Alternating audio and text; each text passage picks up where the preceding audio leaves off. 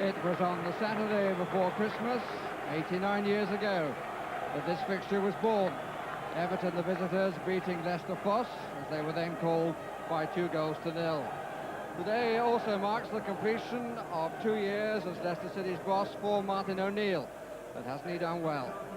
And it's a year now since Everton last won away, as Nick Bambi, who scored the only goal in the match at Derby, will probably be able to tell you. So much for anniversaries. Of more importance to the committed are the 3 points, which for an unchanged Leicester team would take them to 30.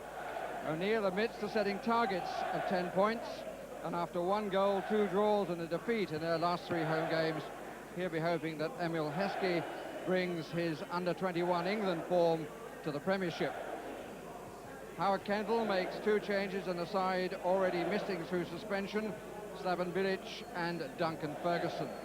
Earl Barrett and John Oster come in place of the injured Mitch Ward and Danny Williamson. 3 points from their last 24 is Everton's record, but as for their new goalkeeper, his statistics read: played 2, conceded nothing. The referee is unchanged. Jeff Winter had this fixture last year.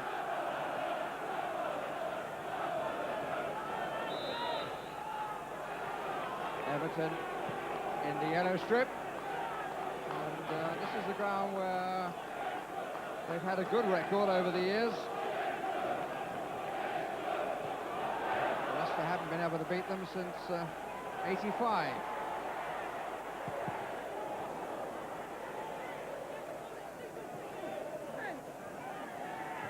Fog around the edges of Filbert Street, but fortunately not coming inside. Here's the skipper, Walsh, and back to Casey Keller.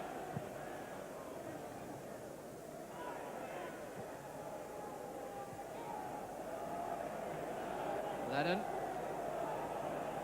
Nice layoff by Speed. And by Bambi.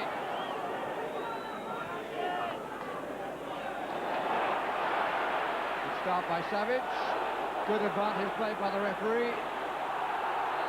Video whistle up for the second challenge. Foul by John Oster.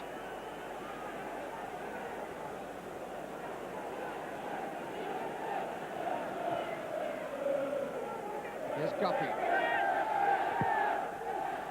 Cross he was looking for earlier. Good header, good save. Heskey providing an early test for the man who may well be in goal for Norway in the World Cup finals. He's currently an under-21 international. This man certainly will be for the United States, unless Brad Friedel can just possess him of the position.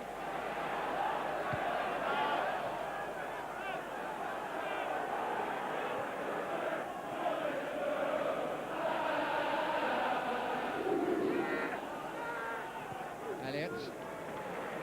Guppy. Heskey. Both his goals for the under-21 side were headers. Oh, and the goalkeeper gets away with a mistake there. Graham Fenton unable to do anything about the ricochet. But Heskey starting as though he means to have quite a good afternoon. It was a really good header with which he started the afternoon from Guppy's cross. And a good save by the goalkeeper. Held it well.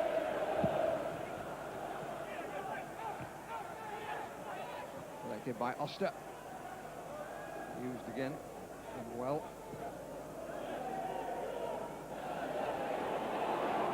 Martry, good pace. Oh!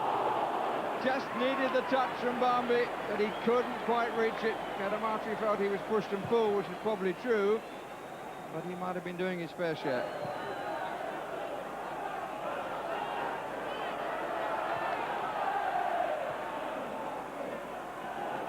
Be an afternoon when Everton won't be too unhappy to be without Duncan Ferguson, particularly in his form of this season, because there's 2 smaller players buzzing around against 3 strong and tall defenders. Might test them a bit, particularly on the deck.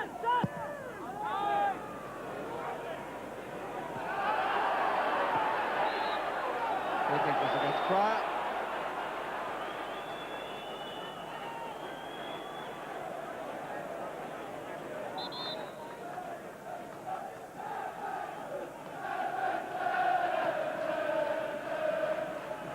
Pinched him. Speed. The skippers continue the run well. Useful cross. Away by Elliott. Could have had 2 goals in quick succession, Everton. And on both occasions worked them well, and on both occasions had Leicester City at some stretch.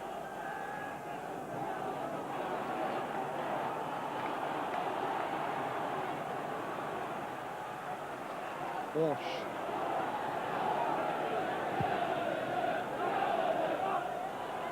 Fenton. Oh, watch Watson. Oh, Savage.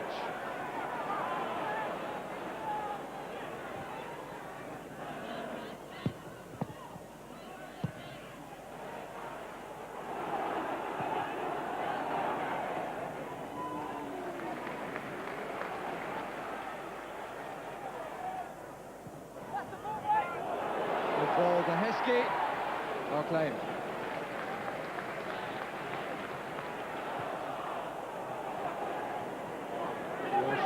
Calamartra in his tracks, but he might be invited to go again.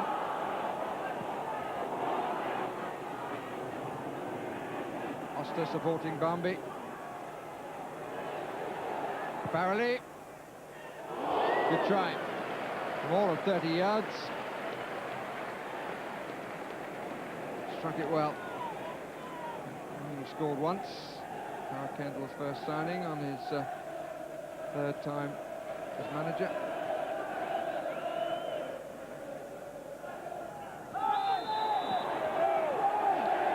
Kick against Elliott.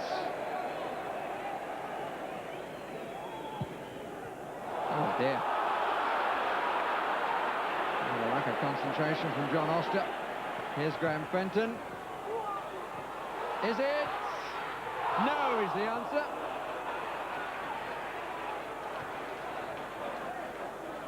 Well, there was one across the face at the other end. Couldn't find a foot to go in, but this was clearly a shot. And Heskey, who was the nearest.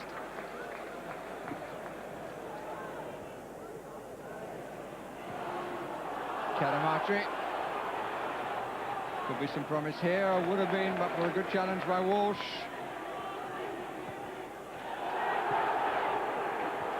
Out by Lennon.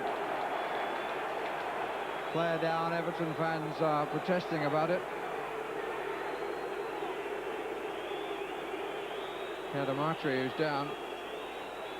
Walsh, who cleared the ball and then cleared anything that was in his way, out of his way, and that included Cadamartri.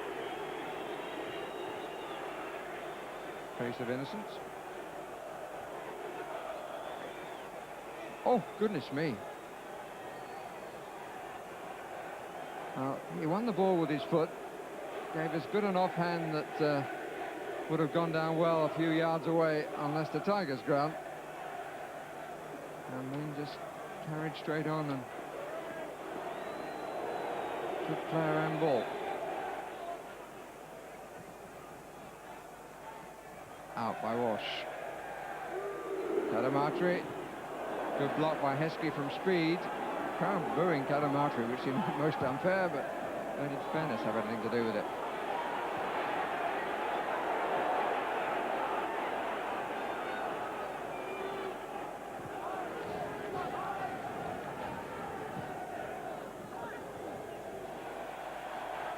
Bambi. Cadamartri down in the box again. And Walsh having words with him as he goes by. The referee might do very well not to play too much more stoppage time. Walks off talking to Walsh, and indeed the half-time whistle has gone, but the crowd feeling a lot was made of the second one. This time it was Pryor. Did himself no favours then, Cadamartri. Probably caught by Walsh, but he didn't look as though he was caught by Pryor. And there wasn't too much, frankly, to capture in the first half on a gloomy afternoon at Filbert Street. It's a blank score sheet, and we watched the fog come in and not too much more.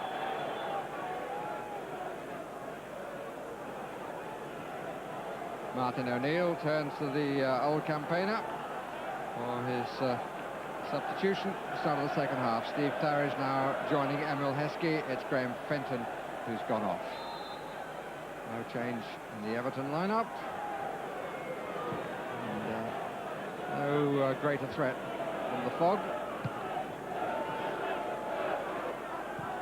But it's to be hoped for the neutral, the improvement in the contest.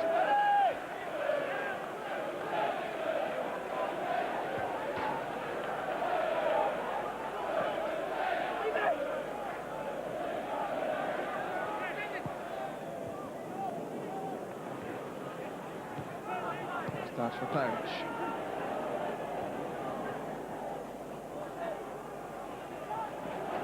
Three consecutive seasons, Everton, top level. It's the position that Howard Kendall finds himself defending, having been their most successful manager. Mervyn Day just to his left, now the goalkeeping coach. Former West Ham favourite, Leeds United, manager of Carlisle until the chairman decided he could do the job better. Elliott. Claridge. Savage. Cormac.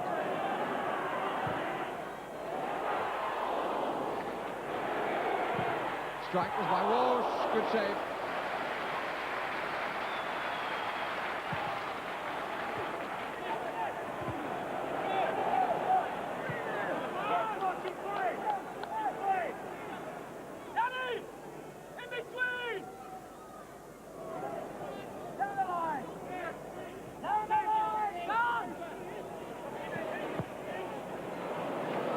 The best pass of the match. No, it wasn't. It was brilliantly cut out by Barrett, but now there's a chance for Guppy. Oh, and just wide by Claridge.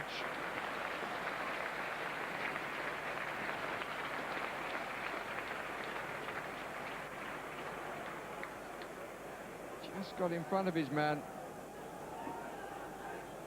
But a bit too much. Instead of inside the post, it was out. Bambi. Looks for Cadamarteri. Still Cadamarteri. Denied by Keller. Really good ball by Bambi.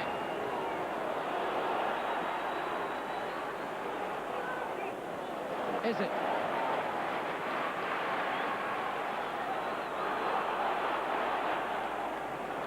Guppy. Takes on Barrett, but the cross too close to the goalkeeper. Supply has not been good. But this was a super ball by Bambi.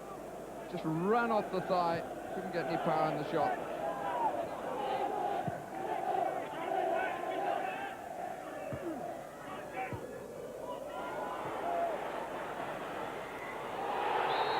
Could have been a bit of a mess. Penalty given! Penalty given! The challenge on Cadamarteri as Keller and Spencer Pryor got in each other's way. And it was Keller who committed the foul, and the referee pointed straight to the penalty spot. So an opportunity for Everton to take all 3 points. Cadamarteri has been involved all along. Referee's right. Curious penalty because of a nonsense between the defender and the goalkeeper and the position of the attack.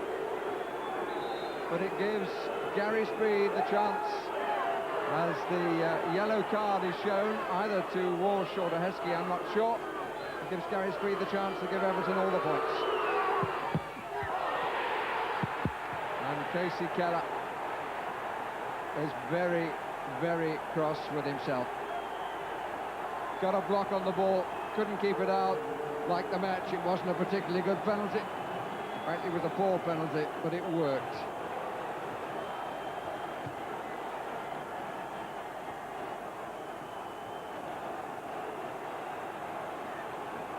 If he'd have stood up, he could have kicked it out. But he wasn't to know that, was he? And it could count for much for Howard Kendall. Just into the corner. And Everton had their first away win since December the 16th, 96. It was 1-0 then at Derby, it's 1-0 now at Leicester. The goal scored from the penalty spot by Gary Speed. Vital 3 points in the battle at the bottom for Howard Kendall and the Everton team, but really they've been given a Christmas present. It's the season to be charitable, so let's remember moments from Izzet and John Oster to pick out to a huge amount of endeavour, but really not a football match which will stay long in the memory, but it's about the points, and Everton have all 3 of them. Tough scrap at the bottom, isn't it? But it's nice when somebody gives you a Christmas present. Well, I'm not sure whether it's a Christmas present or not. I think that it, looking at it, I haven't seen it on the tape, but I think it was possibly a penalty because of the contact that was made by the goalkeeper rushing out. I think that he has been a threat all day, Danny, and he was on his bike again near the end, and naturally delighted with the 3 points. But don't tell me you hadn't settled for the 1 at that stage. We're not in a position where we settle for 1, believe it or not. I think that, you know, when you're down there, you can't afford a gap to appear between the 4th bottom side. I mean, you've got to try and keep it as close as possible. And with our away form this season, and right back to December '96, people don't expect us to go away and win. We've had tremendous following. The supporters have come down in their thousands again today, and I mean, naturally they will be going back home and saying, well, I was there. You know, I witnessed an Everton win at long last. So what difference is that success now going to make to Everton? Is this the turning point? No, I hope so. You know, I mean, the manager's made up that we've kept 3 clean sheets on trot. You know, new keeper Maya's come in and done well for us. The defence have done well with the the absence of Slav as well. You know, we've managed to get a win today and a goal today. And hopefully we can carry on with this. I mean, we've shown that we can go away from home and get results. We've been a little bit unfortunate over the last few weeks with some of the results away from home and at home. And we've shown today that we can actually get a result, and hopefully we can carry on from that. Martin, you looked at the incident which cost you all the points. What do you feel about it now?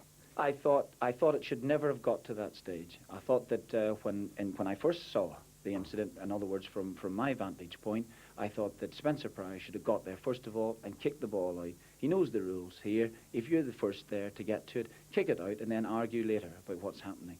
And then the goalkeeper's come. He's come flying out of his box or from that position. I felt that he shouldn't have come there anyway. And as I say, once a forward gets a touch in the ball, then anything can happen. How Jeff made it out to be a complete and utter penalty is beyond me, but then some of his decisions today were beyond me.